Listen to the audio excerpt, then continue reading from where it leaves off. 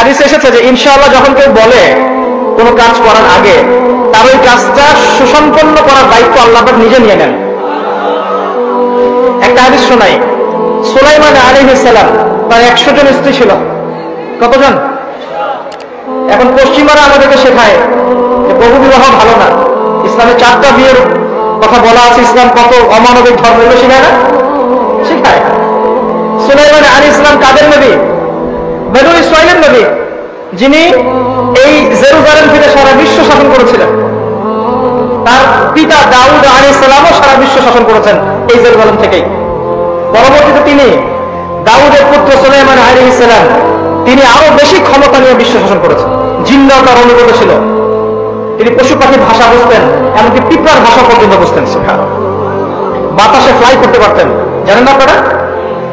সুলাইমান আলাইহিস সালামের 100 জন স্ত্রী, তিনি বলছেন আজকে আমি আমার সব স্ত্রীর কাছে যাব এবং প্রত্যেকের গর্ভ থেকে একটা করে সন্তান আসবে এবং এই সন্তানটা আল্লাহর পথের মুজাহিদ হবে। তিনি একটা কথা বলতে ভুলে গেলেন। ঠিক নবী সাল্লাল্লাহু আলাইহি ওয়াসাল্লাম বলছেন যে কোন স্ত্রী সন্তান জন্ম দেয়নি, একজন স্ত্রীর গর্ভে একটা সন্তান এসেছিল, সেটা আপনার প্রিম্যাচিউর, যেটাকে আমরা বলি প্রিম্যাচিউর বেবি, মানে হ্যাঁ বিকলাঙ্গ না শব্দটা, আসলে মানে ম্যাচিউর না, আমাদের মতো সুস্থ না, সুস্থ সবল না, এবং সেও পরবর্তীতে বাঁচেনি আর। তো নবী সাল্লাল্লাহু আলাইহি ওয়াসাল্লাম বলছেন ওই দিন যদি সুলাইমান আলাইহিস সালাম ইনশাআল্লাহ বলতেন তাহলে তার কথাই সত্য হতো। ইনশাআল্লাহ ক্ষমতা বুঝতে পারছেন? নবী করিম সাল্লাল্লাহু আলাইহি ওয়াসাল্লাম মক্কায় দ্বীন প্রচার করছেন এবং তার বিরোধিতা করছে কাফের মুশরিক কুরাইশরা। তাদের কাছে ধর্মতাত্ত্বিক কোনো দলিল ছিল না। তারা দলিল খুঁজতে চলে গেল ইয়াসরিব, মদিনায়। মদিনায় ইহুদিরা থাকতো। সেখানে গিয়ে ইহুদিদেরকে জিজ্ঞাসা করছে আমাদের কি এমন কিছু শিখিয়ে দাও যেটা দিয়ে আমরা মুহাম্মদ সাল্লাল্লাহু আলাইহি ওয়াসাল্লামকে চ্যালেঞ্জ করতে পারি। তখন ইহুদিরা শিখিয়ে দিল তাকে গিয়ে 3টা প্রশ্ন করবে। কয়টা প্রশ্ন? এই 3টা প্রশ্নের উত্তর যদি সে দিতে পারে নিঃসন্দেহে সে একজন নবী, কোনো সন্দেহ নাই। আর যদি এই 3টার উত্তর দিতে না পারে বুঝে নিবে সে মিথ্যাবাদী, সে নবী নয়। কত বড় প্রশ্ন তাহলে! কারা শিখিয়ে দিল? ইহুদিরা। 1 নাম্বার, তাকে গিয়ে জিজ্ঞাসা করবে আসহাবুল কাহফের কি হয়েছিল, গুহাবাসী যুবকদের কি হয়েছিল। 2 নাম্বার, তাকে গিয়ে জিজ্ঞাসা করবে যে যুলকারনাইন বাদশা, যে পৃথিবীর পূর্ব থেকে পশ্চিম পর্যন্ত শাসন করেছে, তার কি হয়েছিল। এবং 3 নাম্বার, তাকে জিজ্ঞাসা করবে আত্মা কাকে বলে, রূহ কাকে বলে। যদি উত্তর দিতে পারে সে নিঃসন্দেহে নবী, যদি না পারে বুঝে নিবে সে নবী নয়। তারা চলে আসলো। নবী সাল্লাল্লাহু আলাইহি ওয়াসাল্লাম কাবা ঘরের সামনে ছিলেন।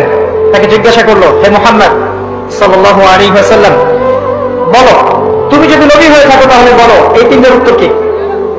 নবী করিম সাল্লাল্লাহু আলাইহি ওয়াসাল্লাম বললেন আগামীকাল এসো তোমাদেরকে বলে দিব। আগামীকাল এসো তোমাদেরকে বলে দিব। তিনি একটা শব্দ বলতে ভুলে গিয়েছিলেন। কি সেটা? ইনশাআল্লাহ। আল্লাহ পাক নবীদের ছোট ছোট ভুল ধরতেন। যে যত বড় মুমিন হবে তার ভুল তত বেশি দেখা হয়, তাই না? দেখবেন একজন মানুষ দিনের জন্য কিছুই করেনি সারা জীবন, তার পিছনে মানুষ ব্যস্ত হবে না। যে তার পুরো জীবন যৌবন দিনের জন্য ঢেলে দিচ্ছে, তার পিছনে মানুষ লেগে থাকে। এমন না ব্যাপারটা? নামাজ পড়ে না, তাকে দেখবেন তাকে নিয়ে খুব একটা মাথা ব্যথা নাই। যে 5 ওয়াক্ত নামাজ পড়ে, নামাজ একটু ভুল হচ্ছে, ওকে নিয়ে মাথা ব্যথা। আমাদের সাইকোলজি এরকম। তো নবী সাল্লাল্লাহু আলাইহি ওয়াসাল্লামের এই ভুলে যাওয়াটাকে আল্লাহ পাক সংশোধন করার জন্য এবং আমাদেরকে শিক্ষা দেওয়ার জন্য আল্লাহ পাক এটাকে ধরলেন এবং কিছু সময় ওহী বন্ধ হয়ে গেল, অল্প সময়। এদিকে মক্কার কুরাইশরা উৎফুল্ল, সে তো বলেছিল আগামীকাল উত্তর দিবে, এখন উত্তর দিতে পারছে না।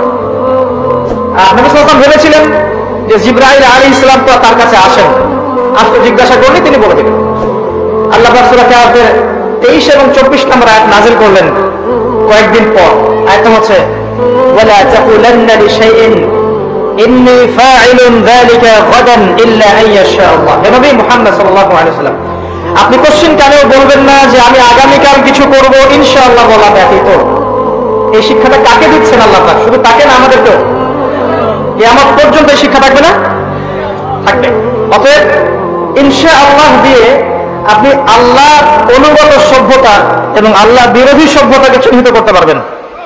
আল্লাহ বিরোধী সভ্যতা কখনো ইনশাআল্লাহ বলে না। বলে?